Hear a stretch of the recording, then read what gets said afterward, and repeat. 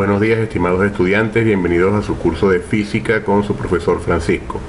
El día de hoy trabajaremos el tema número 2 que corresponde a los vectores.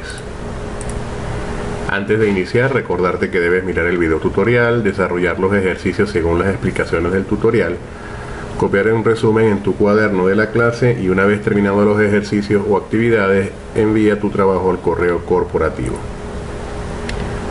Iniciamos entonces con el concepto de lo que es un vector. Antes de iniciar este concepto debemos recordar en cursos previos, en especial en geometría, hemos hablado acerca de lo que es una línea recta. Bien, sin embargo, esta línea recta es una sucesión de puntos que es infinito, o sea, una línea recta es infinita. De esa línea yo puedo tomar un trocito que vamos a llamar segmento, y normalmente ese segmento tiene en un extremo una letra y en el otro extremo otra letra que de alguna forma nos dice de dónde a dónde va ese segmento. ¿Ok? En este caso tendríamos el segmento AB. Y finalmente el concepto de lo que es un vector, tal como lo tenemos aquí representado. El vector es un segmento de la recta o es un trozo de la recta, ¿ok?, que es orientado. ¿Qué significa orientado? Que vamos a tener una flecha. La flecha me va a indicar hacia dónde se orienta el vector y me sirve para representar magnitudes vectoriales. Recordemos, al inicio de este curso habíamos hablado acerca de lo que eran las magnitudes de la física, y entre las magnitudes habíamos hablado de magnitudes escalares y magnitudes vectoriales, tal como lo estamos haciendo en este momento. Entonces, una magnitud vectorial requiere no solamente el valor numérico, que ya lo debemos conocer, sino además una unidad y una dirección, ¿ok?, tal como nos indica el libro. Entonces, para continuar y reforzar lo que ya hemos explicado, gráficamente un vector se va a representar mediante una flecha. ¿Ok? En esta flecha vamos a identificar también dos elementos. Vamos a identificar el origen, o también se le llama cola. Bien, y en el otro extremo, donde está la punta de la flecha, pues recibe el nombre precisamente de extremo. Bien, entonces el vector posee origen y extremo.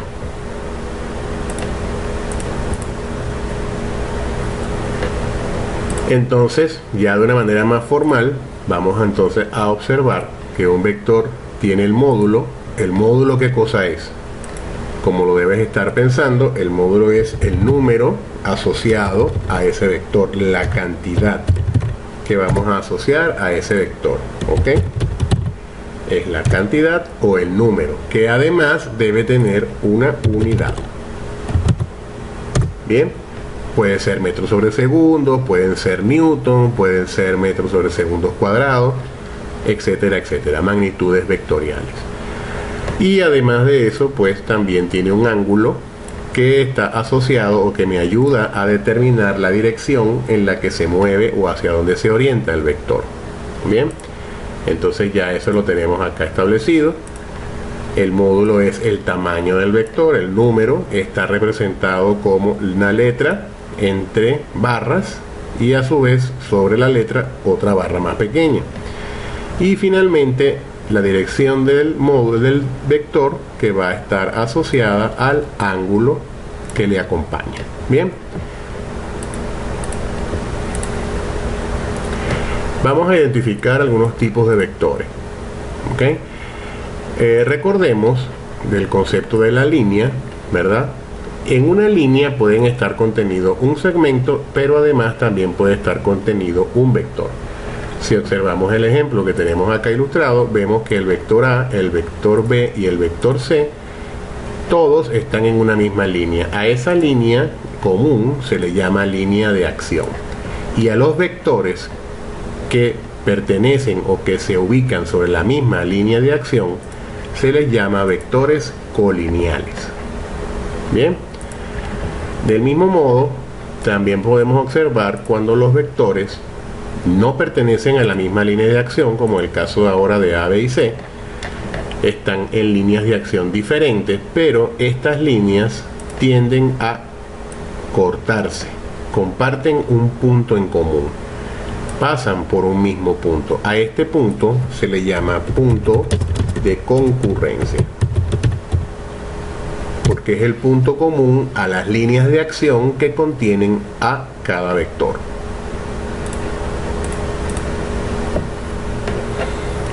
También vamos a ver acerca de lo que son los vectores paralelos.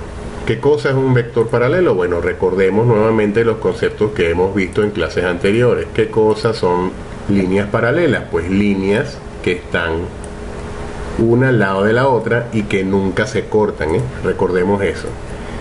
Son líneas que nunca se cortan. Entonces, siendo que son líneas que nunca se cortan, los vectores paralelos, ¿qué son? Pues precisamente vectores que están ubicados sobre líneas de acción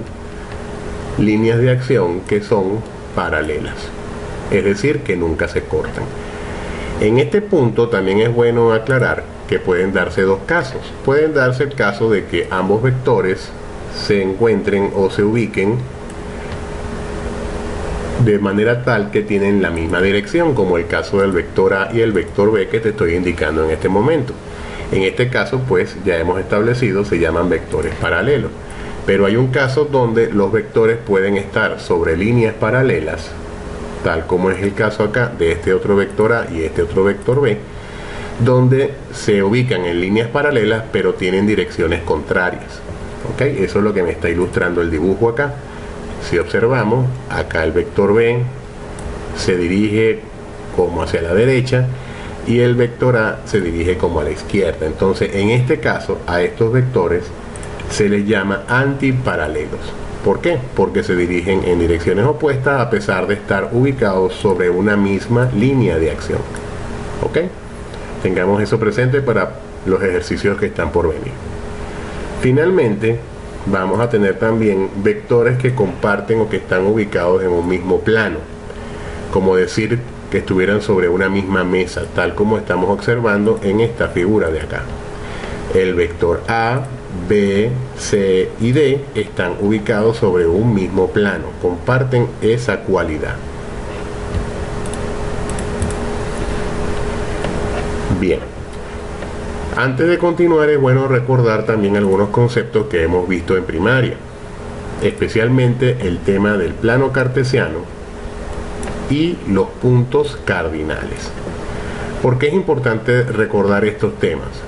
Sencillo, porque cuando hablamos de la dirección de un vector nos vamos a encontrar con que un vector puede dirigirse hacia el norte, hacia el sur, hacia el este o hacia el oeste, y eso me lo va a indicar o me va a estar asociado al ángulo que acompaña al vector. Cada vez que hablemos de la dirección de un vector, automáticamente debemos recordar o pensar en un ángulo. Siempre que nos hablen de la dirección de un vector, debemos tener presente que nos están hablando de un ángulo. No se nos debe olvidar eso. Entonces, siendo de este modo, si observamos la figura que tenemos acá, donde están señalados los puntos cardinales de norte, sur, este y oeste, pero vemos que también tenemos acá unas líneas que se entrecruzan que no están precisamente ni hacia el norte ni hacia el sur, ni hacia el este ni al oeste. ¿Qué estamos viendo acá? Pues estamos viendo unas direcciones que son como intermedias. Por ejemplo, en este caso estamos señalando una dirección noreste. ¿Por qué? Porque está de alguna manera orientada hacia el norte y hacia el este simultáneamente. Del mismo modo, podemos observar que puede darse el caso de que tengamos una orientación noroeste. ¿Qué significa eso?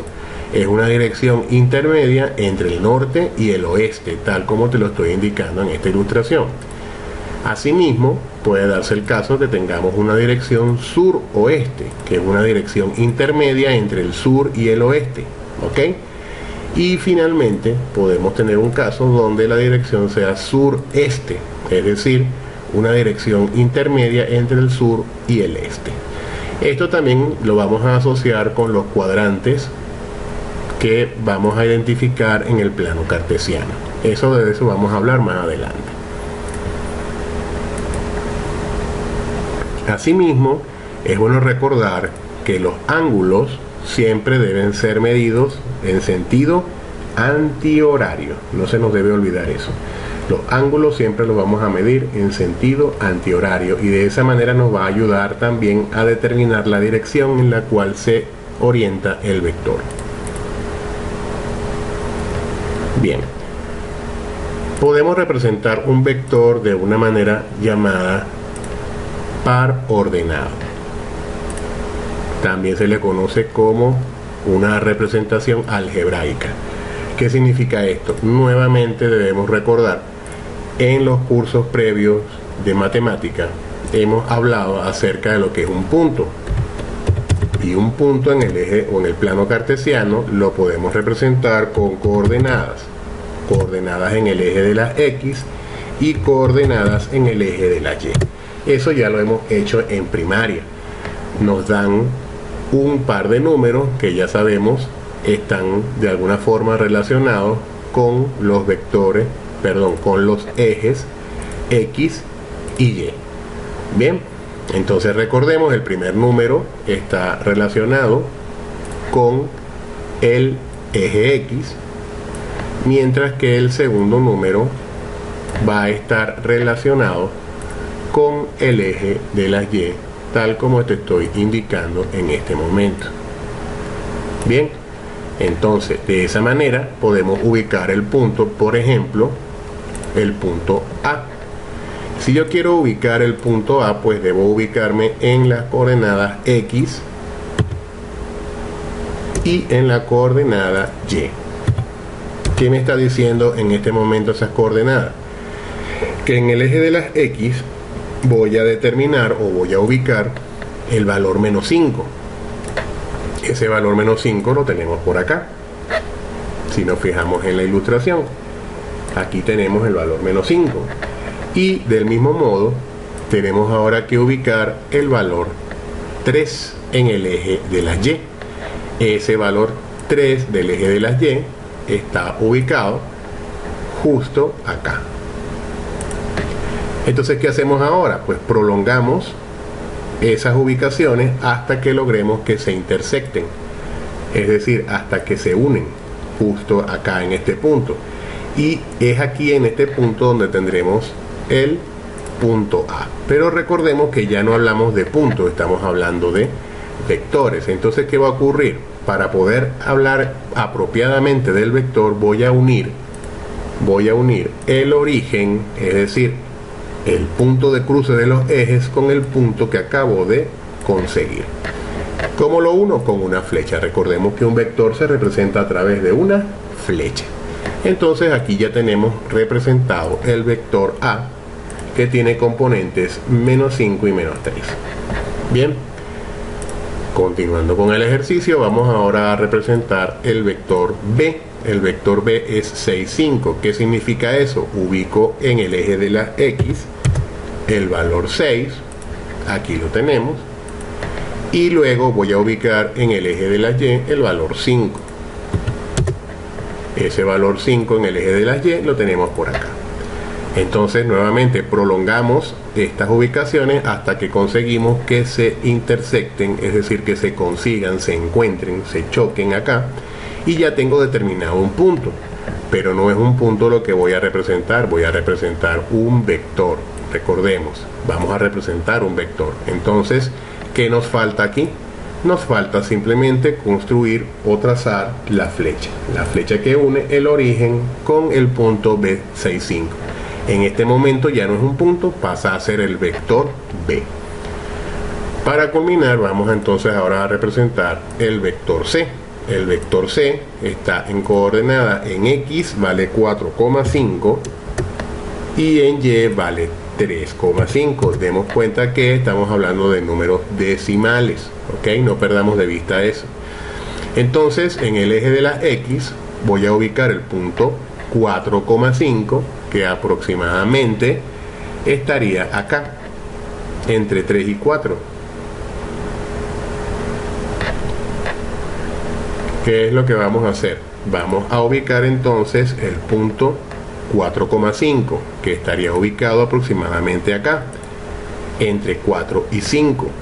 Y luego vamos a ubicar el punto menos 3,5 en el eje de las Y, que estaría ubicado aproximadamente acá, entre 3 y 4. Igualmente ahora prolongamos estas ubicaciones hasta que conseguimos que se encuentren, que se choquen justo acá, en este punto. Y una vez que tengo ubicado el punto, ¿qué me falta? Correcto, trazar entonces el vector. Y así, de esta manera, hemos hecho la representación de los vectores A, B y C de este ejemplo.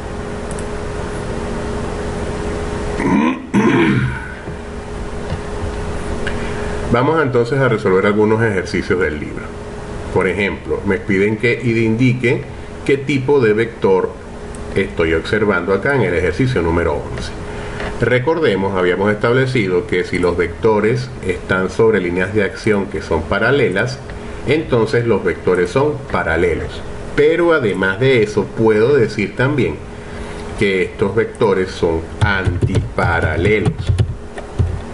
¿Ok? El libro no lo contempla, pero tú ya conoces eso. ¿Por qué son antiparalelos? Porque están en líneas de acción paralelas, pero están en direcciones opuestas. Vamos ahora con el ejercicio número 12. El ejercicio número 12 me vuelve a preguntar, indicar el tipo de vector. Entonces, ¿qué debo observar? Bueno, tenemos dos vectores. El vector A y el vector B están en líneas de acción diferentes, pero tienen un punto en común. Esas líneas de acción comparten un punto. Recordemos, ¿cómo se llamaba ese punto que comparten? Ese punto se llamaba punto de concurrencia. Y si hay un punto de concurrencia, quiere decir entonces que estos vectores son concurrentes. Muy bien. Entonces, vamos a continuar. En el ejercicio número 14 del libro, me hablan acerca de calcular el módulo del vector resultante. ¿Cómo vamos a hacer este ejercicio? Bueno, es bastante simple, aunque no lo parezca. Lo que yo voy a tomar en cuenta acá es cómo está dibujado cada vector y, por supuesto, los números o módulos que acompañan a cada uno de los vectores. Entonces, ¿qué voy a hacer? A ver, tengamos presente esto. Todo vector que me apunte hacia la derecha va a ser un vector de signo positivo. ¿Ok? Vamos a ponerlo un poquito más grande para que se note mejor. Todo vector que apunte hacia la derecha es un vector que voy a considerar como un vector positivo.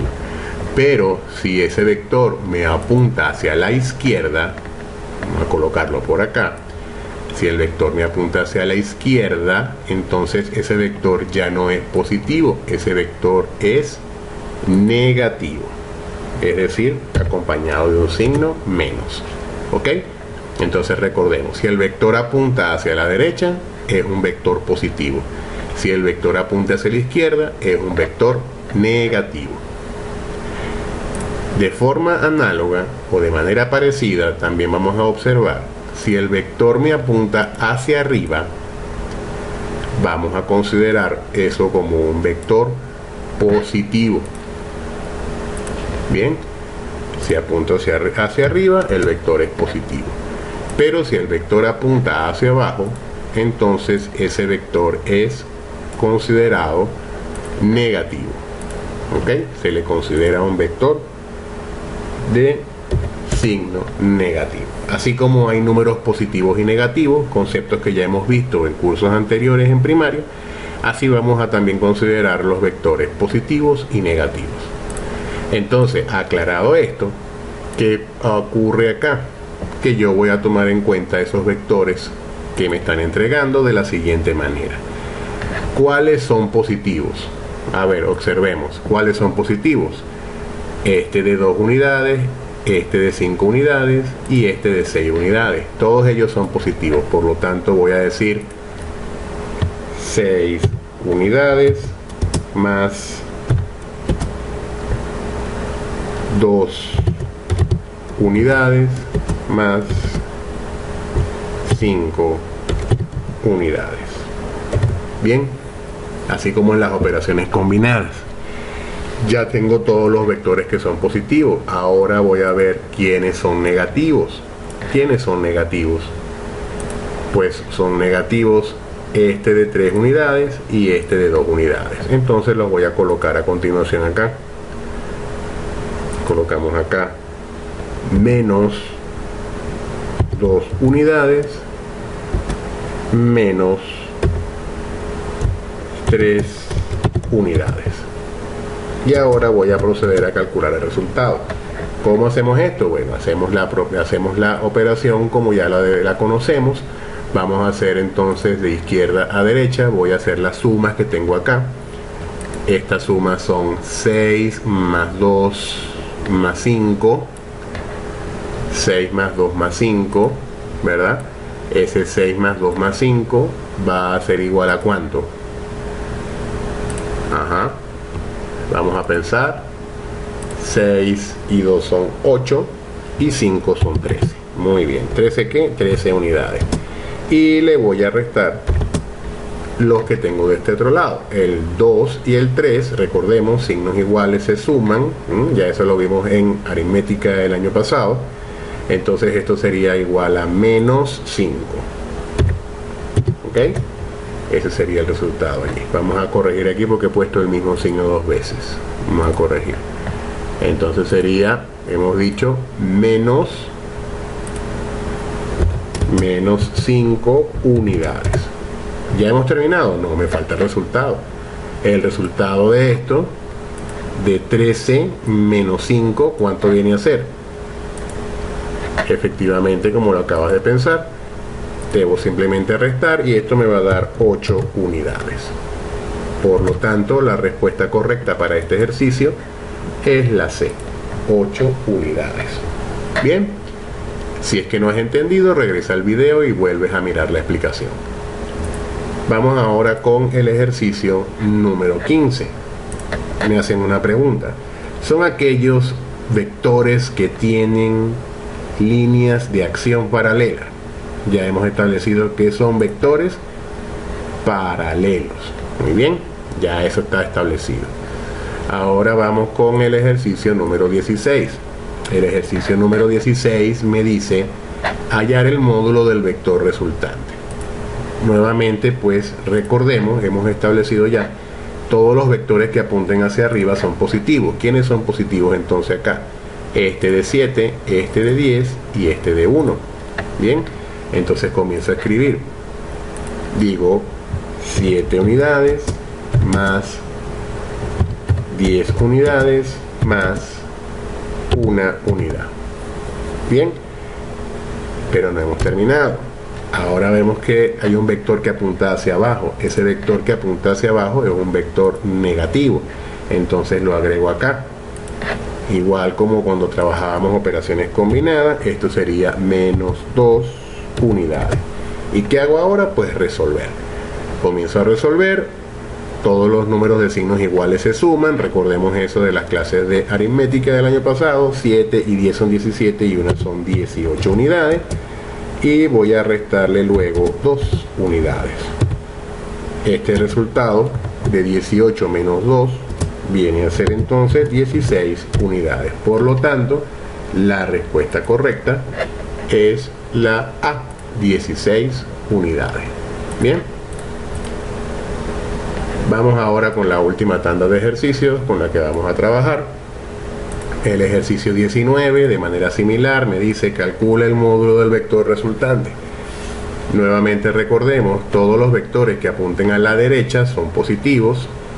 En este caso solo este de 8 unidades, mientras que los que apuntan a la izquierda son negativos. Entonces, ¿cómo voy a escribir esto?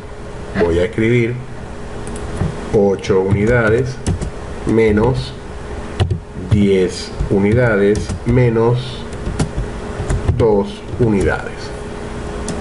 Y ya recordemos, todos los números de signos iguales se suman. El 8 es solo él, no lo sumo con nadie todavía, y le voy a restar la suma de 10 y 2, que sería 12. 12 ¿qué? 12 unidades. Y ese resultado, ¿qué resultado me arroja?